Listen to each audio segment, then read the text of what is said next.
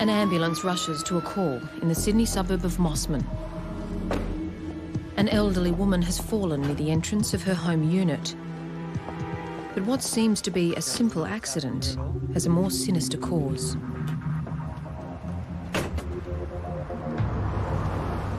There was absolute fear on the whole North Shore. You start thinking that you might have a serial killer on your hands. The injuries indicated to us that there was a progression in terms of severity. One of the things we noticed was that there were some shoe prints in blood. So we had something that indicated who this person might possibly be. Police tonight are warning that a deranged killer is on the loose. He's now killed twice and may strike again. The risk was that he would confront the police and say, put up or shut up. Or, who's to say he wouldn't have gone off and attacked another woman. Detectives get this gut feeling. I had that gut feeling. And I knew that was our man.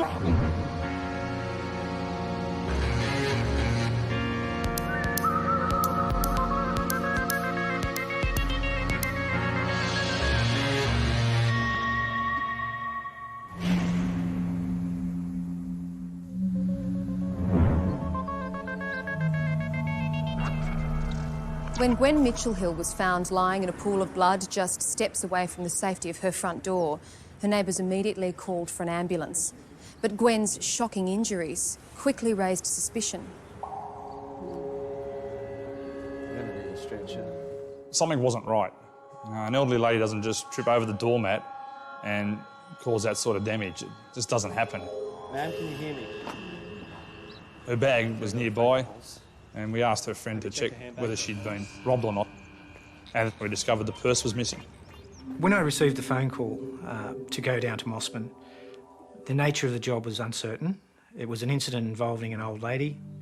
Whether she'd fallen, whether she'd been attacked, we were unsure at the time. Unfortunately for us, there was no crime scene. One of the residents, in good faith, thought they were doing the right thing and actually hosed away most of the blood and any other evidence that could have been there or might have been there. There was a few blood stains, a bit of paper with blood on it, and basically that was about it. We took some blood samples to make sure that they were hers, to make sure that there were no other blood samples there if there was an offender.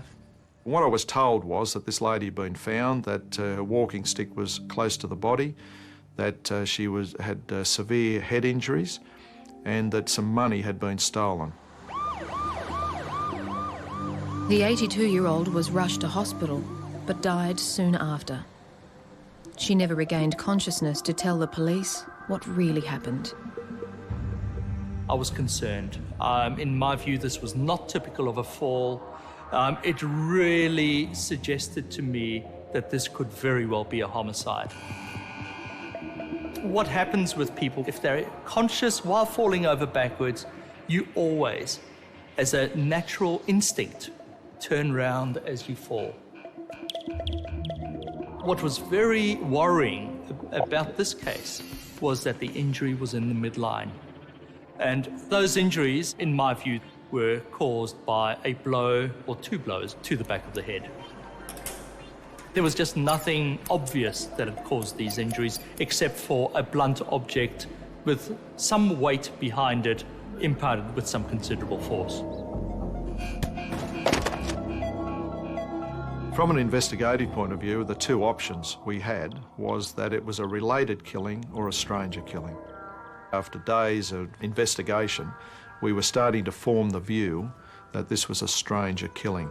So we're looking for someone who is not connected or related to the victim, a very difficult task. Police canvassed the area looking for witnesses to the robbery. But despite the time of day and public location, no one saw anything suspicious. The chances of the killer being sighted were very high, and he was very lucky not to be sighted. For 2 months, investigators struggled to find leads. Then another attack, less than 1 kilometre from where Gwen Mitchell-Hill was murdered. The victim this time was an elderly man. The victim of this assault had a description of the attacker. We decided to release that with the endeavour of trying to locate who it was and the community to help. But just as it was made public, there was more bad news. Police tonight are warning that a deranged killer is on the loose. He's now killed twice and may strike again. Lady Winifreda Ashton played a game of bingo here at her local club yesterday afternoon. She went to her bank. Within half an hour, she was dead. She'd been bashed in the bin room of her block of units and strangled with her pantyhose. Her attacker escaped with a small amount of money. Today, her neighbours were shocked and living in fear. Well, was it Lady Ashton? Yes. The significance of this particular murder was if they were linked, we now had a major problem. When an elderly woman was found bleeding outside a block of units, she died before she could tell anyone what had happened. But her injuries and her missing purse convinced police she was the victim of a vicious robbery. 2 months later, Lady Winifreda Ashton, the widow of famous painter Sir William Ashton, was savagely beaten and strangled after being robbed of just a few dollars. We walked down a driveway, and inside the foyer area was an area where the bins were stored. And inside that room was a deceased person lying on the ground. She had her raincoat, a red raincoat, slightly pulled up over her neck, and there were some unusual elements in that her shoes were located a short distance away. So was her walking stick, and at the top of her head were a pair of stockings. There was a gas bill and a purse. Later that night, when we did examine the deceased very closely, we noticed that there was a small piece of stocking embedded into her neck. There was no doubt about it. This was a homicide, and the reason why it was a homicide was that it was a ligature strangulation, and it can only be a homicide, really. This is not the first time the killer has hit this area. 2 months ago, another elderly woman was murdered in an almost identical crime. At these flats, just a couple of blocks away from Lady Ashton's unit, Gwendolyn Mitchell Hill was bashed and left to die in her foyer. Again, all for a few dollars. The police say the similarities are chilling. There was evidence to suggest, with quite confidence, that these crimes were linked. The environment, the time of day. Both ladies were over 80 years of age. Both ladies had money taken out of their purse. Both ladies were brutally assaulted, and only about 1 kilometre apart. While the first crime scene was cleaned up and all of the evidence washed away, this scene remained intact and undisturbed. Forensic investigators were able to find what they hoped would be their first clue. She was wearing gloves, and we found a number of grey hairs. There were 2 possibilities. One was that she's placed her hands above her head in an effort to ward off the attack, and that the exchange of hairs to the gloves is simply from her own head, or that during the attack she may have grabbed some hairs from the attacker. So we refer them off to the forensic laboratory, and they're looking at peculiarities, colour obviously, thickness, those sorts of things. Unfortunately, the hairs in this case, being grey, weren't particularly distinctive. They're fairly similar from person to person. DNA testing was very, very new, and you generally needed large quantities of blood or human tissue to actually carry out DNA analyses. What was clear at this second murder site was that if the killer was the one and the same, his aggression towards the victim had intensified. In our first murder, we had a degree of greed in terms of stealing from the purse. What was a little bit different in this one was that the lower half of her body was bare due to the fact that the pantyhose had been removed, and the pantyhose had been used as a weapon. So in this particular case, we were now thinking that it was not only greed and violence that was motivating the killer, but there was a degree of a sexual motivation that could be associated with it. It wasn't the crime of someone who was committing a robbery. It was a crime of someone who had a particular interest in committing extraordinary violence, taking risks, and with some bizarre sexual tastes and probably bizarre sexual fantasies. Crimes of this nature are typically committed by people who are young. Now, consistent with that was the extraordinary violence and energy shown, which is that of a younger person. And it seemed male rather than female, because mostly females don't engage in violence of that level. Most people who commit crimes do it at their convenience, which is they do it fairly near home. They feel comfortable in the area, they sort of know the streets, they can look out for where people are, and also it means they can plan escape routes if they want to. What we're looking at is someone who round about 4 o'clock in the afternoon is available time-wise to commit a crime, and that narrows the field down somewhat. One of the categories was that it could be a student who gets out of school at 3 p.m. and has a desire to steal money. A couple of the high schools we looked at, you know, there was over 1,000 students attending. And of course, at that point of time, we didn't know the sex of the killer. Although the profile seemed to think that it was a young male, the possibility was it could have been a female. The only suspect detectives had at this point of the investigation, and who might fit the profile, was the young man who had attacked the elderly gentleman.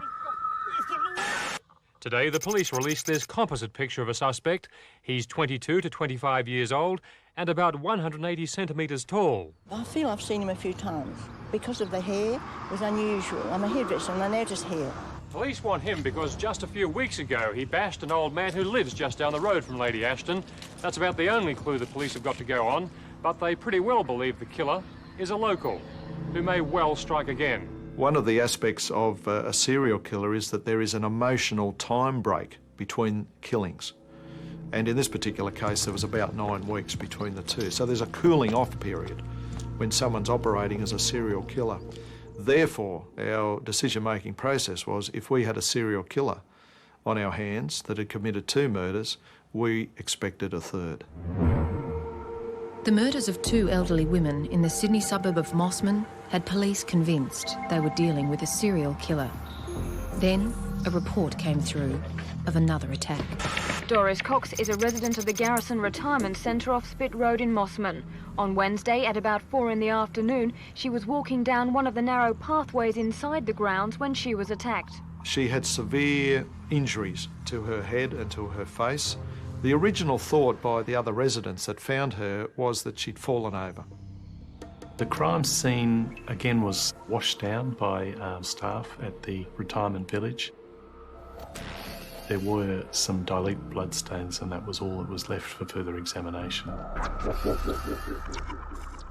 Mrs. Cox is now in a satisfactory condition at Mossman District Hospital. Doris. Here was someone who perhaps could tell us who the killer was or a description of the killer. But unfortunately, she was a chronic dementia, and she had no recollection of the assault or who committed the crime. And these things happen. I mean, this was one of those days. So we basically picked up the pieces and off we go.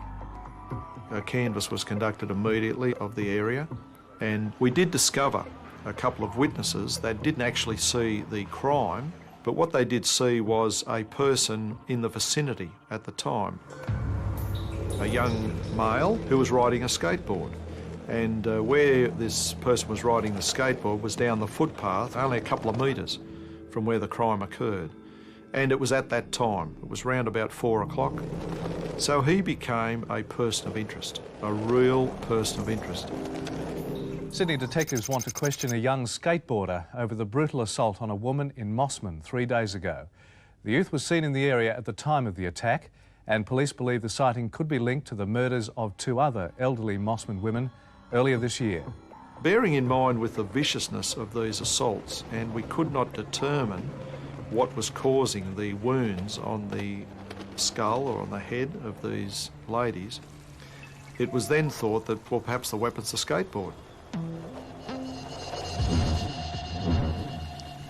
Unfortunately, the skateboard and its rider disappeared without trace, and another lead evaporated. Painstakingly, detectives followed up every piece of information they received from the public, but the killer remained a step ahead. We've gone from March through to May and now through to October, and we're now in early November. It was a Thursday afternoon and there was a phone call. And the phone call was simply that there's another one at Lane Cove. With a sprightliness that belied her 85 years, Madge Pard met a violent death as she walked home from the Lane Cove shops. It's believed a killer stalked the elderly widow before hitting her repeatedly over the head with a blunt object. She was left dying in the alley behind her block of units. You could have dropped a pin in the office because of the silence that went round the office. Not another one was the comment, not another one. I just can't believe it. As you know, we saw a lot of each other. A friend of Mrs. Pard's was among the first on the scene. Well, I thought she'd had a heart attack and rushed to the big house to ask Gracie to ring for the ambulance. Mrs. Pard dropped her 2 shopping bags the moment the attack began. When she was found, she was still wearing her wedding ring, but 3 small money purses were missing. There was similarity with the victim, there was similarity with the crime scene, there was a similarity with the method. Same time of day, she'd been shopping. Everything was similar to what we had. So we now had 3 murders and 1 attempted murder. And just like the similarities in the murders, this crime scene had been cleaned up before the forensic team arrived. There's a lot of frustration because we were potentially losing evidence again. We could have found evidence that could have indicated things such as the number of times the person was hit. There might have been some shoe print evidence at that particular scene, and being washed down, again, you lose that potential to recover that sort of evidence. A very extensive examination of the crime scene was made and a number of items were located. This included a pipe, some barbells and a fence post, which may have been used as a murder weapon. Even though these injuries were severe, what wasn't present was massive skull fracture. So what that would imply is that, relatively speaking, the object isn't very heavy. It would probably rule out concentrated weights like barbell weights. I don't think that these injuries were caused by a fence post. There was really nothing in these injuries to indicate that it was one weapon above any other. With strong similarities to attacks on elderly women in Mossman, police today renewed their manhunt. Teams of detectives spent the day canvassing surrounding streets. Gripped by fear, elderly people on the lower North Shore now are varying their daily routines. No, well, I'm scared to come up here and get back safe. I don't mind telling you. I am. I wouldn't walk. So we worked that night. In fact, we worked right through the night, right through Thursday night into Friday morning. And I told the team that early Friday afternoon I was going to head home for the weekend and hopefully have a day off and come back fresh. And I actually got within probably 200 or 300 metres of my home when I got an urgent call that they'd found another body. Good evening and welcome to News World. And sadly, for the second time in 24 hours, the unthinkable has happened. Another old lady has been murdered, battered to death on her own doorstep in broad daylight. Sydney has a monster on the loose who singles out the most defenceless. Now 4 elderly women are dead and 1 is still suffering. The latest killing happened here at the Wesley Gardens Retirement Centre at Belrose in Sydney's northern suburbs. At first, nursing staff thought the victim had died after a heavy fall. It was quite obvious when we arrived and had a look at this latest victim. She'd been strangled with her own pantyhose, and her purse that was near the body had been interfered with, and it looked like some money had been stolen. And here again tonight, well-meaning people who never dreamt a murder took place may have accidentally interfered with a crime scene. As happened at Lane Cove last night, the area was washed away before the police arrived. I did ask them what they thought of the stockings that were tied around the neck of the deceased person, and they indicated that they thought perhaps she was trying to keep her neck warm as a scarf. We believe there are similarities in relation to the other murders we are investigating on the North Shore. And there was absolute fear. Before they were frightened at Mossman, but it was contained, we believe, or we thought, at Mossman. But now people were frightened on the whole North Shore. Where next? 4 elderly women, all over the age of 80, were dead. All had been bashed and robbed, all murdered around 4 p.m. There was no doubt police had a serial killer on their hands, and the time span between his killings had now lessened to 24 hours. When things are proceeding like this, you can be fairly sure that they're going to reach some sort of a climax, which is likely to be more florid crimes, or he decides that he's had enough and makes an admission and calls up the police. The murder of Olive Cleveland sent the media into a frenzy. Newspapers were calling the murderer the granny killer, and the pressure on police to find him was extreme.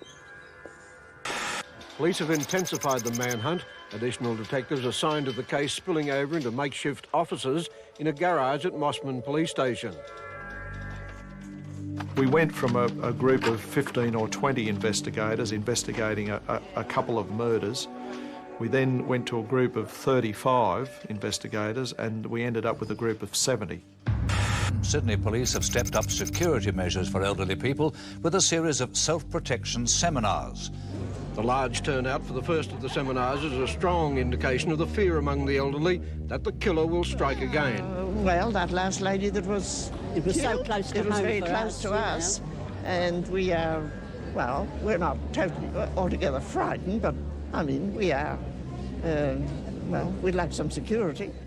What was concerning the task force was that the latest killing had occurred outside the geographical area of the first 3. There has to be a link between the murder scenes, and the question that we all asked ourselves was, what is the link?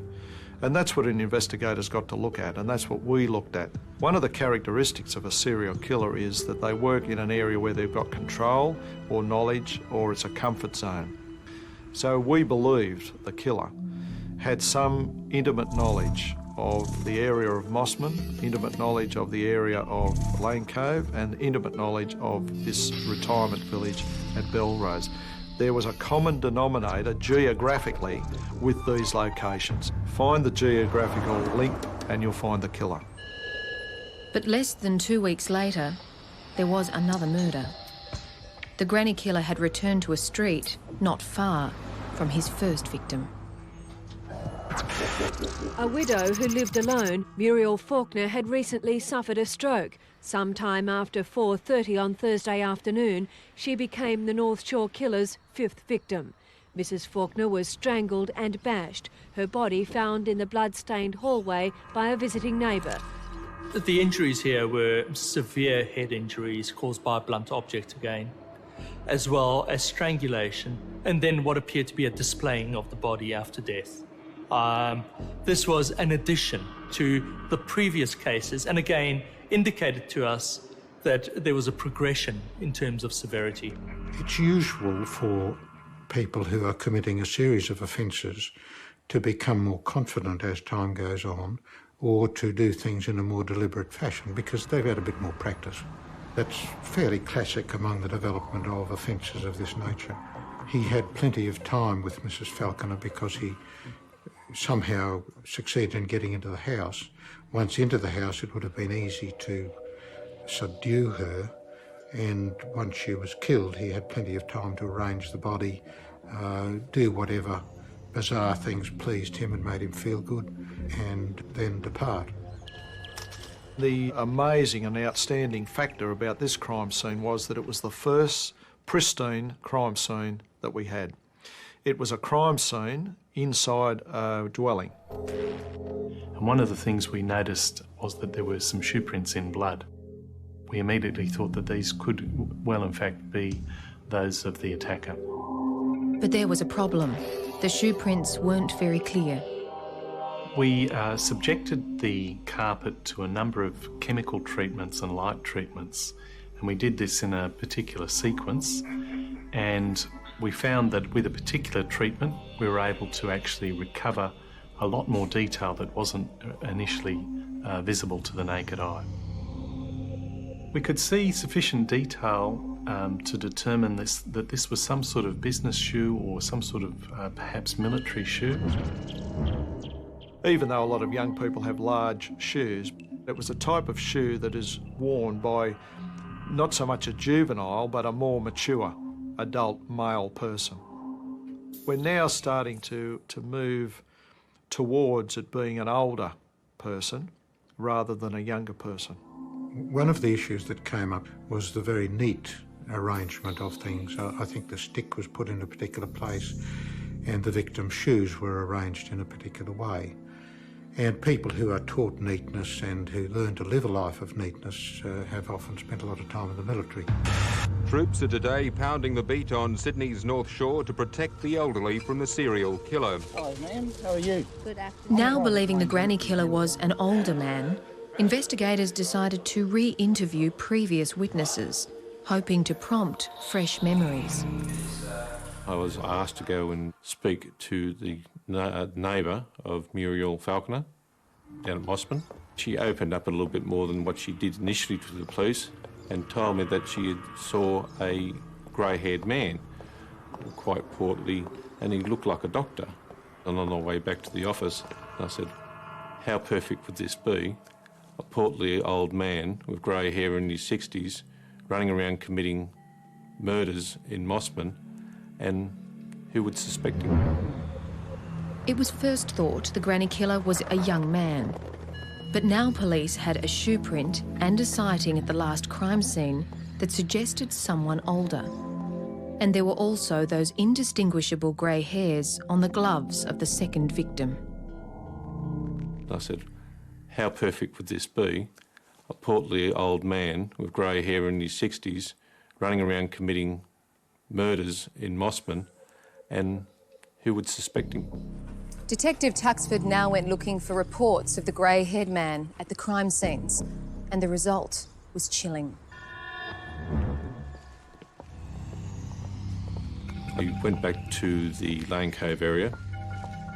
I did locate a number of people who, in fact, saw a middle-aged man with grey hair. G'day, love. Let me carry one of those for you. Oh, thank you. The grey-haired man assisted this neighbour of Mrs. Payard's to her unit, and this neighbour thought what a lovely man this man was to assist her with the groceries. So again, a grey-haired man had been placed at the crime scene. But was this man a good Samaritan, or indeed the killer? Then a report of an assault a month before the first murder and near to that crime scene gave detectives a lead. She was visiting from Queensland and she had been shopping for the day and was walking home to where she was staying. The assailant bashed her over the head and took her handbag, money. Luckily for the detectives, the victim had taken good notice of her assailant as he walked by. No longer was he just the grey-haired man. Detectives get this gut feeling. I had that gut feeling, and I knew that was our man. But they had no name for him, and it was now 3 months since the last murder. I was on afternoon shift and I got a call to attend the Greenwich Hospital where a woman had said that she'd been assaulted, indecently assaulted by a man. And I got a description of one man who was known as the Pie Man, who had made a delivery about the time that the elderly woman had said she'd been assaulted.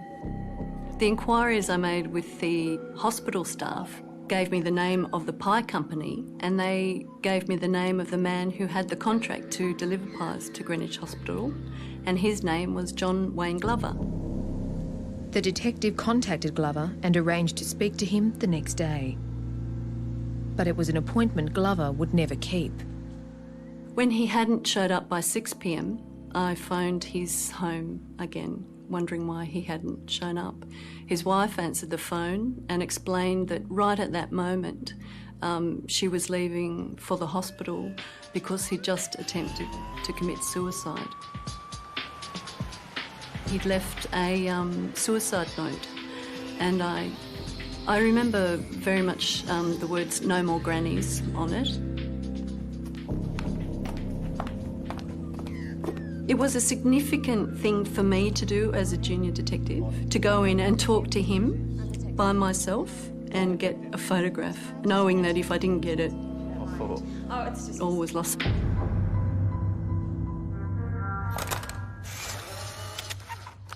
This was a tremendous breakthrough for the task force because we now had, not only did we have the sketch drawing of the 50-year-old male grey-haired suspect who had committed a lot of assaults, we now had a Polaroid photograph of another suspect who had come to light just recently. Our feeling was that we were on the way. We were on the way. As John Glover was placed under surveillance, his background was being checked. And not surprisingly, apart from his age, it matched the forensic profile perfectly, starting with a criminal record in his 20s. There was one there where there was some assault on a woman. There was one there of offence of peep and pry. He had, in fact, had some period of time in the army, in another country. We found out that he was a company representative and he had a company car. We found out that he normally worked of a morning and he was normally finished by 3 o'clock in the afternoon. So he has the availability of time. The other thing we learned about him was that he was linked to the crime scenes by employment. As a pie salesman, John Glover's job took him to Belrose, Lane Cove, and back to his home in Mossman. It doesn't prima facie mean that he's the killer at that point of time, but it certainly gives us that sense of encouragement and direction. The pieces of the puzzle were falling together, but the detectives needed more before they could make an arrest. What we wanted was evidence, and what we were going to do was allow him to select a victim, if he did. We would then obtain evidence of him stalking the victim, of being a predator, and we would allow him to get within probably metres of a victim, and then we would prevent the crime.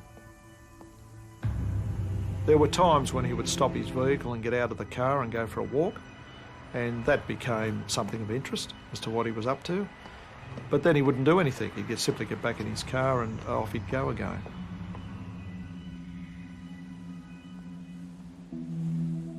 But the detectives didn't give up on Glover or the investigation. They were now targeting nursing homes and unreported sexual assaults, wondering if Glover, the pie salesman, might have dropped by.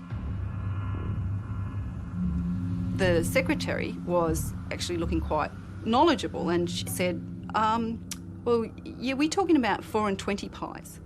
And as soon as she said that, I felt really quite good about it because, yes, it was 4 and 20 pies that this man John Glover was representing. And she then said, would you be looking for John Glover? I thought, oh, this is just amazing.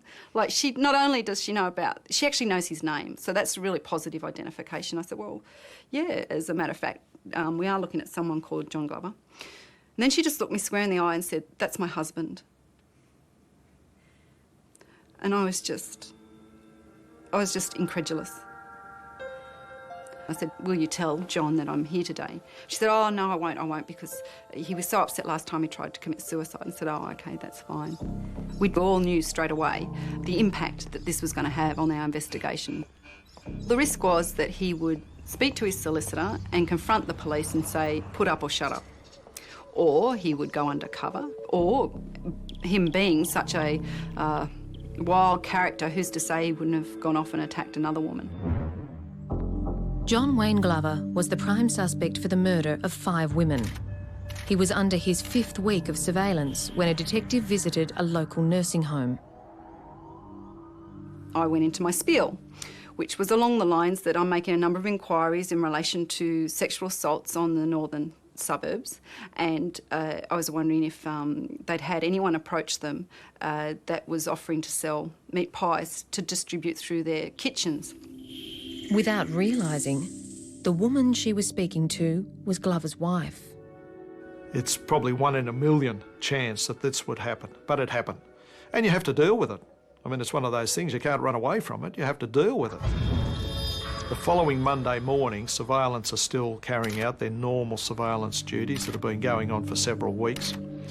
And John Glover actually leaves home at the normal time. He gets into the company car and he heads off. He rung his employer and said, "I'm not coming into work today, I'm going to see my solicitor." So we thought, that's it, game's up. He went to a bottle shop and bought a bottle of whiskey, which we all thought was very odd, but still. He had a case with him, and we thought, well, that's to go and see his solicitor with. He went to an address at Mossman, parked his car out the front, got out of the car, had his briefcase, walked inside premises, knocked on the front door, the door was opened, he was welcomed, he went inside. The surveillance police were sitting down the road, they saw this, they were quite happy that it seemed to be a legitimate visit. But the hours ticked by, and John Glover didn't come out. By late afternoon, the police were beginning to worry. Fortunately, there was a dog that was barking, quite loud, near the premises. And so we decided to send the local uniform patrol in to check out this complaint about this dog barking. They went to the premises and they knocked on the front door and there was no answer. And the place seemed to be in darkness. So they became quite concerned, and so they reported that back and said, well, there's something amiss in the premises. Task Force detectives rushed to the scene. What they found inside, no one was prepared for. And inside the premises they found the body of a 60-year-old female lying in the hallway. It was certainly a low point in our career and something we still think about often. I recall seeing the bloodstained hammer on the lounge room floor, on the carpeted floor, surrounded by what appeared to be blood. The situation they faced then was, where was this John Glover? I recall in the bedroom seeing a pair of men's trousers draped over the end of the bed. We then got to the bathroom and I saw the feet of John Glover sticking out of the bath. His mouth was barely above the waterline. He appeared to be unconscious and breathing very heavily. We saw a bottle of scotch, empty, with a paper bag, a number of vials of drugs, empty, on the vanity, as well as pill bottles. Good evening. Tonight, a possible breakthrough in the year-long investigation into Sydney's granny killings. Detectives this afternoon charged a 58-year-old man with the murder of an elderly woman at Mossman. In the bathroom, police found a 58-year-old man unconscious, immersed in a tub of water. He was revived by ambulance paramedics and taken to the Royal North Shore Hospital. Police now knew they had the killer of 6 elderly women, but they needed to prove it. We knew we had a job ahead of us. Although there was a feeling of satisfaction that this man was in custody, we lacked forensic evidence that could connect him to any of the other crimes. The following morning, a search was conducted of Glover's car and home. Amongst the belongings, a pair of shoes, the soles of which were compatible to the print found on the carpet of his 5th victim's house. But they needed a confession. We certainly hoped that Glover would talk to us. And that following morning he was sitting up in bed. And I recall speaking to him just in a general sense about non-issues, his family and so forth.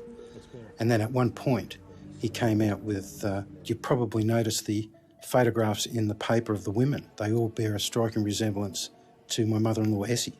And that was significant to us because she featured in his suicide note from January. At that point, we believed that this man was taking responsibility, albeit in a brief way, for the murders of these elderly women on the North Shore. He also spoke in this conversation of using a hammer he had at home, taking that hammer with him and leaving the car, placing the hammer down the front of his trousers, and then using the hammer to attack women from behind. After these murders, he would take that hammer home and use hydrochloric acid, which he kept in the backyard of his premises, to clean all traces of blood and other evidence from it. He was at pains during the course of his interviews to say that there was no sexual component to any of these murders, where Glover used pantyhose to strangle these women. He said he did so in order to make sure that they were dead. What amazed us all during the course of those interviews was the way in which Glover described committing these crimes.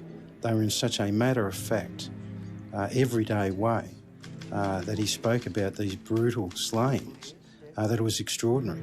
It was like he was talking about making breakfast. In fact, during the course of each of the interviews, Glover clearly articulated that he would go to the club and drink beer with the money he'd just robbed from the victims. After leaving hospital, Glover showed police where he disposed of the belongings of some of his victims. Like his killing field, the spot was not too far from his home. 2 Sydney psychiatrists have given evidence in the Supreme Court, diagnosing so-called granny killer John Glover as mentally ill. The defence is arguing that Glover is not guilty on 6 charges of murder on the grounds of diminished responsibility. In an interview, the 58-year-old salesman had explained, "It's as if John Glover, the good guy, was watching John Glover, the bad guy. I felt powerless to stop it." I asked him how he explained it. He said, well, the bad John Glover would come out and do the act, and then the good John Glover would then take over, which was very easily dealt with by saying, well, at what point did the good John Glover come out? Was it before you washed the hammer or afterwards? You see, it was very clumsy. The jury rejected Glover's insanity plea. They found him guilty on all charges. Justice James Woods described Glover as a dangerous man who, if released back into the community, would almost certainly gratify his desire to kill. Glover was given the maximum sentence for each offence. His file was marked, never to be released. John Glover knew exactly what he was doing, that he intended to do what he did. He was cunning in how he did it, and I think that I would put him in the category of simply being bad, not mad. John Wayne Glover had attempted to kill himself while on the outside and again behind bars. 15 years after he was found guilty, he was finally successful. Sydney serial killer John Wayne Glover has died in prison. The man known as the Granny Killer was found dead today in a shower block at Lithgow Jail. He'd hanged himself. 72-year-old Glover was jailed in 1991 for the murders of 6 elderly women on the North Shore. No family members attended Glover's funeral. He was buried as he lived, with his demons and secrets. There are other crimes in Australia that have similarities to the crimes committed by John Glover. I still believe that there are certain aspects of his life and aspects of other crimes that may have been committed that one may never know about.